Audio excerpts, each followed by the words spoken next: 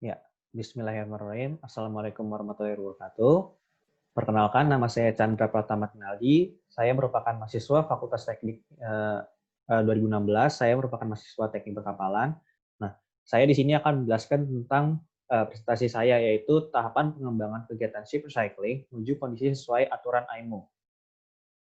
Kemudian, untuk latar belakang dari skripsi saya, yaitu kurangnya pemahaman tentang ship recycling Indonesia, karena kondisi ship recycling Indonesia ini memang tidak diakui secara hukum oleh pemerintah Indonesia-nya. Kemudian, kondisi ship recycling Indonesia memang dianggap tidak layak, karena seperti yang akan kita lihat pada slide-slide selanjutnya, setelah observasi di lapangan menunjukkan bahwa kondisi ship recycling Indonesia memang harus dibenahi. Namun, ship recycling di Indonesia sendiri memiliki potensi yang sangat besar karena Indonesia memiliki armada kapal yang tua, usianya di atas 25 tahun, sebesar 1.404 kapal. Nah, maka perlu ada perhatian khusus untuk industri ship recycling ini sendiri, sehingga industri ini dapat bertumbuh dengan baik. Kemudian untuk tujuannya, mengidentifikasi kegiatan ship recycling yang sesuai dengan standar IMO dan merancang tata letak galangan ship recycling yang sesuai dengan standar IMO. Untuk batasan masalah yang saya tetapkan adalah saran untuk pembuatan tata letak galangan ship recycling sampai dengan ukuran 30.000 dpt dan tidak menentukan lokasi khusus galangan ship recycling. Berdasarkan definisi dari IMO pada Konvensi Hong Kong tahun 2009, ship recycling dapat didefinisikan sebagai kegiatan penutuhan kapal sebagian atau seluruhnya yang dilaksanakan di fasilitas ship recycling yang bertujuan untuk memperoleh kembali komponen dan material kapal yang dapat diproses serta digunakan kembali, seraya menangani limbah yang ada untuk diproses di fasilitas yang sesuai atau fasilitas yang berbeda. Nah, untuk 5 negara terbesar pengolahan ship recycling terdapat 5 negara, yaitu Bangladesh, India, China, Pakistan, dan Turki. 5 negara ini menutuhkan 99% jumlah GT kapal di dunia. Nah, kapasitas ship recycling ini telah dirangkum dalam satu grafik yang telah dirangkum oleh Gunbeas pada tahun 2019 berdasarkan laporan-laporan dari NGO Shipbreaking Platform dari tahun sebelumnya, dari tahun-tahun sebelumnya maksud saya. Kemudian untuk kondisi ship recycling di dunia, yang pertama saya langsung jelaskan ke Bangladesh, India, dan Pakistan. Nah, mereka sebenarnya memiliki kondisi geografis yang menguntungkan untuk ship recycling karena mereka memiliki pantai yang landai. Namun mereka memiliki kurangnya perhatian terhadap pekerja, terhadap tingginya pencemaran dihasilkan serta resiko kematian yang sangat tinggi di industri ini. Maka industri ship recycling Bangladesh, India, dan Pakistan memang banyak bermasalah. Kemudian untuk China sendiri, sebenarnya mereka memiliki ship recycling yang baik di galangan di Jiangsu. Namun larangan impor limbah yang dikeluarkan oleh pemerintah menyebabkan industri ini menjadi tidak jelas masa depannya. Hal ini bisa dimanfaatkan oleh pemerintah Indonesia karena China menuturkan 11% ship recycling di dunia pada tahun 1990. Kemudian Turki sendiri setelah mendapatkan kritikan dari Greenpeace, mereka mulai berbenah untuk manajemen ship recycling-nya dan memiliki manajemen limbah yang baik serta pengaturan keselamatan yang oke berdasarkan dari EU Ship Recycling Regulation. Maka hal ini dapat dicontoh oleh Indonesia sehingga kita bisa menjadi negara dengan industri ship recycling yang baik. Nah, saat ini industri ship recycling Indonesia dianggap tidak memenuhi standar, tidak ramah lingkungan, dan tidak layak untuk bekerja. Dan hal ini telah dibuktikan berdasarkan survei yang telah kami lakukan di Bangkalan Madura.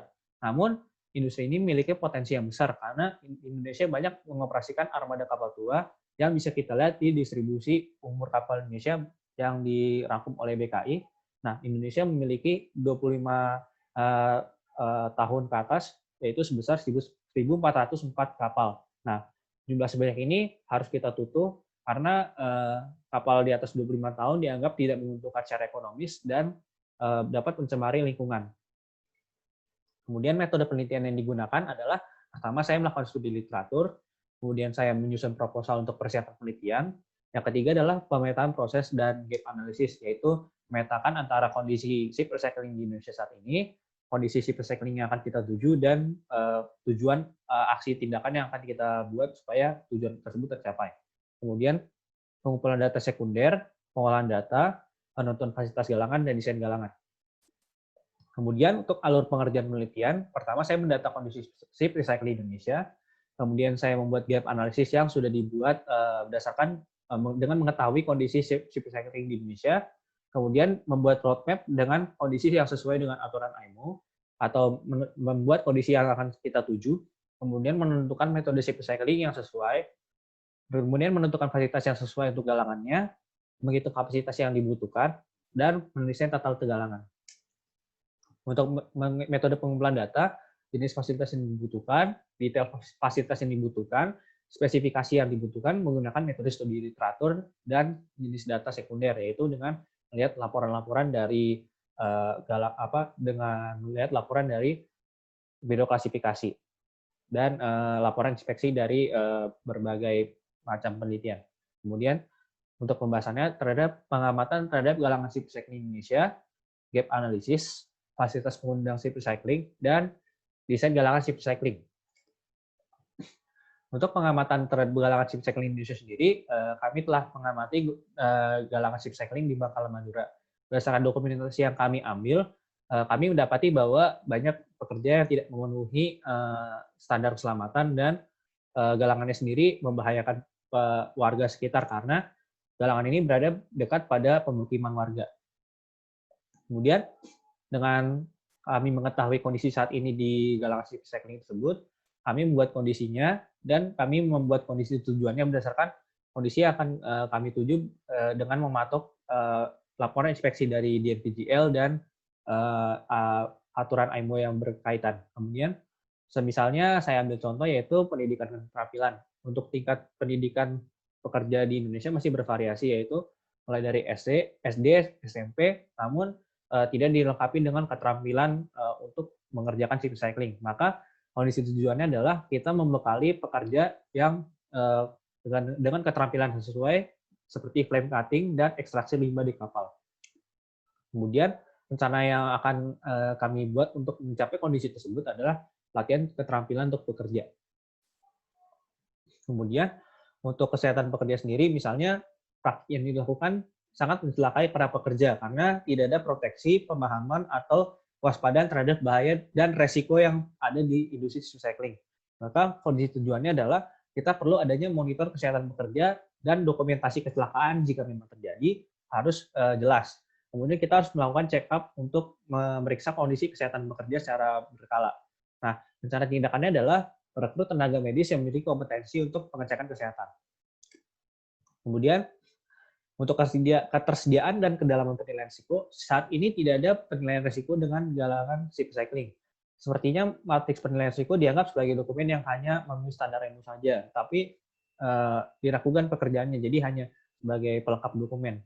Kemudian, kondisi tujuannya, sistem manajemen dapat dibuat dengan standar ISO 9001 untuk atau setara. Nah, untuk rencana tindakannya harus dilakukan dengan penilaian risiko sesuai dengan K3LL. Kemudian, untuk kesehatan, keselamatan, dan pelatihan lingkungan, survei dari pekerja menunjukkan bahwa tidak ada pelatihan yang ditawarkan untuk pekerja. Maka pekerja harus belajar secara otodidak untuk mengerjakan pekerjaan ini. Nah, kondisi tujuannya adalah pelatihan akan dijadwalkan untuk work spesifik, yaitu untuk pekerjaan administrasi, dan ship spesifik, yaitu pekerjaan yang dilakukan pada pekerjaan kapal. Nah, pelatihan tersebut bisa digelar oleh biro klasifikasi atau badan yang berwenang, karena biro klasifikasi seperti kelas MP telah melakukan pelatihan hal serupa.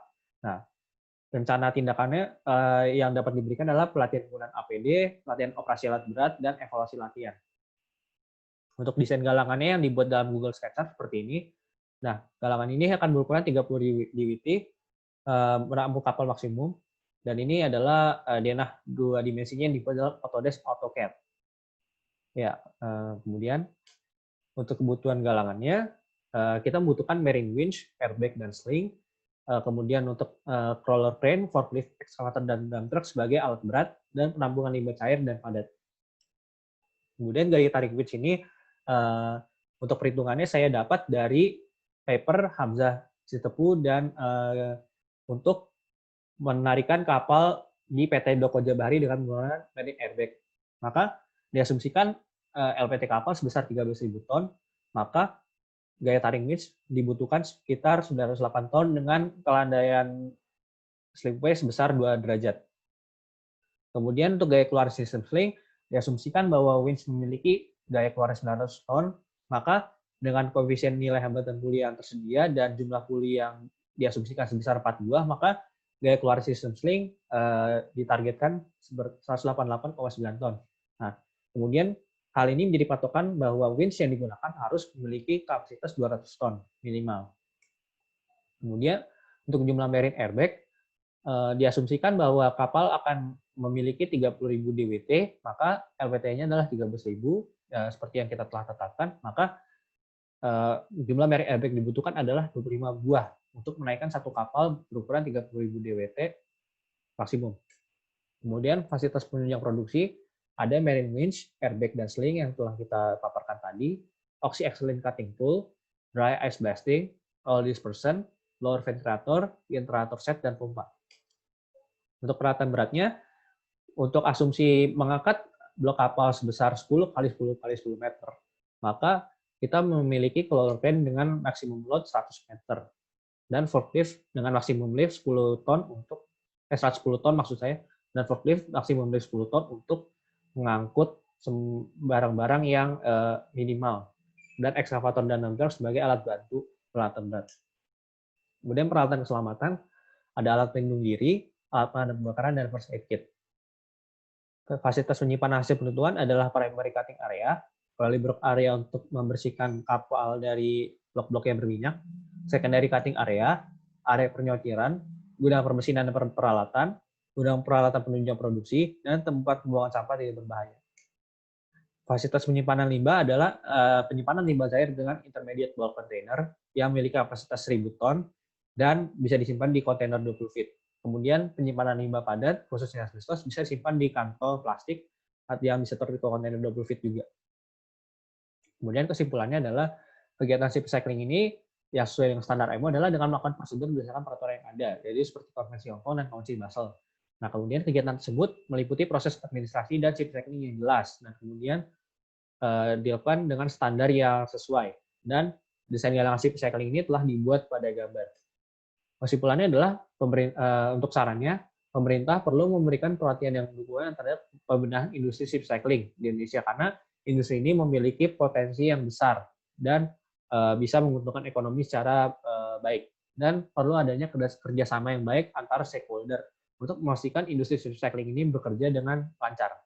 Saya kira cukup dari saya, kurang lebihnya mohon maaf. Assalamualaikum warahmatullahi wabarakatuh.